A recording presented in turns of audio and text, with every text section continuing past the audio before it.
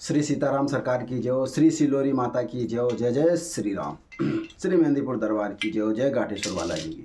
कैसे हो भाई भगत, आप लोग सब बढ़िया होंगे। काफ़ी बच्चों के मैसेज, गुरुजी शक्ति को कैसे बढ़ाया जाए या शक्ति से काम कैसे करवाया जाए। अगर हमारे पास कोई शक्ति है तो वो शक्ति जल्दी बंधन में आ जाती है। आप और हम सुनते हैं आखिर में कि किसी के ऊपर किसी ने बंधन लगा दिया है या शक्ति बंधन में आ गई है या शक्ति उसकी कमज़ोर है, जो भूत प्रेतों से लड़ नहीं पा रही है, भूत प्रेतों के सामने वो कमज़ोर हो रही है या किसी इलाज को करने के लिए कमज़ोर है, या फिर आपको शक्ति के ऊपर भरोसा है या नहीं है, या आपके साथ शक्ति चल रही है, वो काम कर रही है, आप उसको भोग वगैरह दे रहे हो कि नहीं दे रहे हो। इस बारे में मैं आपको सारी भी जो चीज़ें हैं वो बताने वाला हूँ, तो आप लोग ध्यान से सुनिए। देखो, शक्ति से आपको एक तरीके से मित्रता रखनी है, चाहे आपका जो भी इष्ट है। पहले तो वो भगत सुने जिनको कोई शक्ति सिद्ध है, जैसे कोई देवी की, भैरव जी की, माता जी की, काली जी की, किसी भी शक्ति अगर आपको सिद्ध है, उस शक्ति को जो जो भोग लगता है वो भोग आप सुबह शाम डेली दो। हाँ जी, ये देना अनिवार्य है। जो शक्ति को भोग लगता है, चाहे आप खीर दो, चाहे पूड़ी दो, चाहे हलवा दो, चाहे फल दो, फ्रूट दो, चाहे आप कुछ भी सब वो दो भोग उसका, पर उसको भोग वो दो जो डेली लगने वाला होता है। तो इससे आपकी शक्ति 100 गुना ज़्यादा काम करेगी। आप लोग क्या करते हो, अपने इष्ट को भी आप टाइम टाइम भोगने देते हो। कितने बच्चे तो ऐसे होते हैं जो इष्ट को भी मतलब प्रत्येक मंगलवार को या 15 दिन में या महीने में एक बार भोग देते हैं, तो उनकी शक्तियाँ काम पूर्णतया नहीं करेगी। देखो भैया, जैसे आपको सुबह शाम इस शरीर को चलाने के लिए सुबह शाम आपको खाने की ज़रूरत पड़ती है, वैसे ही आपकी शक्ति को बल आप दोगे, आप उसको खाना दोगे, उसको भोजन दोगे, आप उसका भोजन करवाओगे, तो ही वो आपके साथ काम करेगी। तो उसके लिए आप क्या कर सकते हो, जैसे नवरात्र चल रहे हैं, नवरात्रों के नाम से आप किसी भी चीज़ को फोकस मत करो। देखो, आज आप हजारों लाखों साधना करोगे, कुछ करने की ज़रूरत नहीं है, इतना ये सब झंझट है। आपने सुना होगा कि एक साधे सब सदे, सब साधे सब जाए। तो एक कोई साधो, आप हजारों के चक्करों में मत पड़ो। आप फलानी फलानी चीज़ों के चक्कर में फलाने फलाने आप इष्ट बनाते फिरती हो। कभी भैरव जी की पूजा की, कभी माता जी की पूजा की, कभी हनुमान जी की पूजा की, कभी भोलेनाथ की पूजा की, कभी अनत्र अनत्र देवताओं की आप लोग पूजा करते हो। तो ये करने की आपको ज़रूरत नहीं है। मात्र आप इष्ट एक ही रखें, एक इष्ट रखे, उस इष्ट के ऊपर पूर्णतः आपको भरोसा रखे।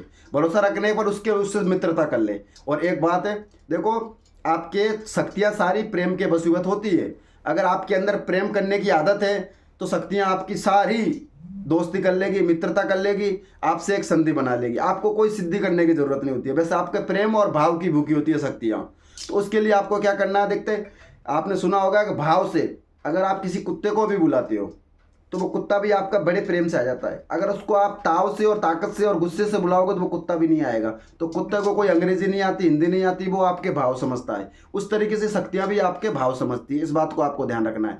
तो सर्वप्रथम जिसको सिद्धि प्राप्त है वह भाई भगत क्या करे, अपने इष्ट को, जैसे हनुमान जी महाराज तो अपने इष्ट है, तो उस इष्ट को आप सुबह शाम भोग दो। नवरात्र चल रहे हैं, उनका हवन करो हो सके जितना, नहीं तो हफ्ते में एक बार हवन करना जरूरी ही जरूरी है। अपने इष्ट की अगर आपको शक्ति बढ़ानी है, आपको पावरफुल बनाना है, तो अगर जिस भाई को सिद्धि प्राप्त नहीं है तो वो भाई भगत क्या करे, प्रत्येक नवरात्रि में हवन करे अपने इष्ट के नाम से। अन्यत्र साधना करने की कोई जरूरत नहीं है, आप अपने इष्ट पे फोकस करो। अब कितनों को यही पता नहीं होता इष्ट किसे कहते हैं।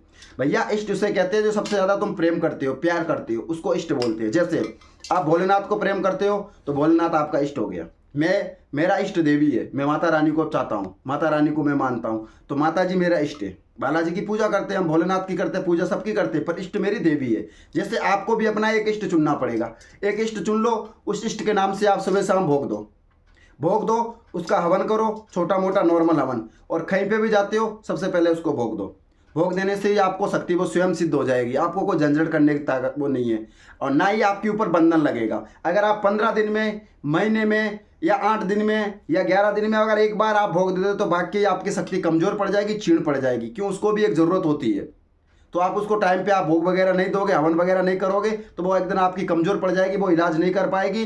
कितने लोग हमें बोलते हैं, गुरुजी पहले हमें पता चलता था, पता नहीं चलता। हम लोग उनसे पूछते हैं, भैया हुआ क्या, आप पूजा कर रहे हो, पाठ कर रहे हो, हाँ कर रहे हैं, भोग कब दे रहे हो, तो भोग तो गुरुजी 15 दिन में 14 को देते हैं, अमावस्या को देते हैं। इनकी गलत बात। चाहे आप लौंग पतासे का भी भोग दो, ये ध्यान लगा के सुनना। अपने इष्ट को, अगर आप सच्चे साधक हो, अगर आप अपने इष्ट से प्रेम करते हो, अपने इष्ट से प्यार करते हो, तो चाहे आप लौंग चाहे पतासे का भोग दो, पर भोग पर डे दो, डेली दो सुबह शाम। जैसे इस शरीर को भोजन की ज़रूरत होती है, वैसे अपनी शक्तियों को ज़रूरत होती है। उनसे एक दोस्ती बनाए रखनी पड़ती है, उससे एक गहरा संबंध हो जाता है शक्तियों से।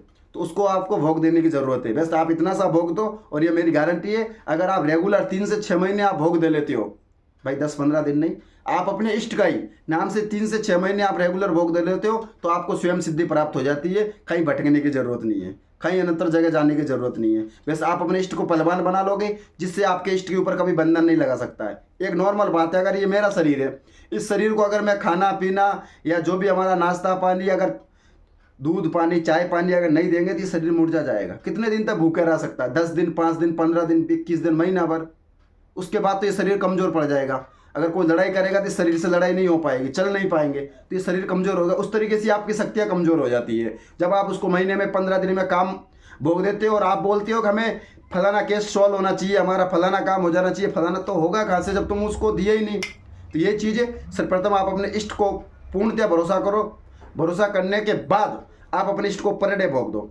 अगर आप पर डे भोग देते हो तो मेरी गारंटी है, एक नहीं 1001% मेरी गारंटी है, संसार में आपको कोई झुका नहीं सकता है।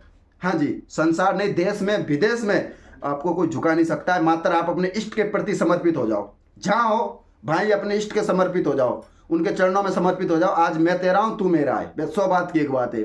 आप खाना खाते हो, उसको खाना खिलाओ। कोई साधना की, कोई सिद्धि की जरूरत नहीं, क्यों? मेरे स्वयं के अनुभव है जो मैं आज आप लोगों को बता रहा हूँ, ताकि आप भटको ना। ये मेरे स्वयं सिद्ध अनुभव है, जो मेरे अनुभव ही मैं आपको दे रहा हूँ, जो मैंने किया वही मैं आप लोगों को दे रहा हूँ। तो आप अपने इष्ट के चरणों में समर्पित हो जाओ और उसको सब कुछ संभला दो। संभला के उसका ध्यान रखो, उसको सुबह शाम भोग दो। जैसा आप खाते हो वैसा उनको भोग दे दो, वो चलेगा। अगर आप दाल रोटी खाते हो, दाल रोटी का भोग लगाओ। अगर आप खीर पूड़ी खा रहे हो तो खीर पूड़ी का अपने इष्ट को भोग लगाओ। गारंटी मेरी है। देखता हूँ कितने दिन में आपको शक्ति सिद्ध नहीं होती, क्या आप इलाज नहीं कर पाते हो, या आपकी शक्ति कैसे बंधन में हो जाती है। कोई भी माई का लाल या कैसा भी तांत्रिक संसार के अंदर पैदा नहीं हुआ, इस बात का ध्यान रखना। अगर आपको अपने इष्ट के प्रति पूरा भरोसा है तो कोई भी आपको झुका नहीं सकता, चाहे कितना भी बड़ा महाराज हो, कितना भी बड़ा तांत्रिक हो, कितना भी बड़ा भगत हो, चाहे कुछ भी हो, XYZ कितना भी बड़ा विद्या वाला हो, वो एक कितना भी बड़ा अपने आप में एक बोलने वाला कि मैं विश्व विजेता या अंतर्राष्ट्रीय में तांत्रिक हूँ, फलाना कैसा भी तांत्रिक हो, आपको कोई रोक नहीं सकता, ना आपको कोई बांध सकता है। बस आप अपने इष्ट के प्रति पूरा भरोसा रखिए। उसको सुबह शाम जब आप खाना खाते हो उनको भोग दीजिए। बस एक ये रूटीन कर लीजिए, इतनी सी बात मान लीजिए। कोई भी आपकी शक्ति को बांधने वाला नहीं, और जो आप चाहोगे वो आपका इष्ट करके देगा आपको। ये अजमा के देखो प्रयोग। तो ठीक है भाई भक्तों, मेरे द्वारा बताई हुई जानकारी आपको समझ में आई होगी, क्योंकि ये मेरे स्वयं के अनुभव है। ये स्वयं अनुभव मैं आप लोगों को बता रहा हूँ। तो ठीक, सबको श्री सीताराम, जय जय श्री राम, जय माता दी, जय श्री सिलोरी माता की जय।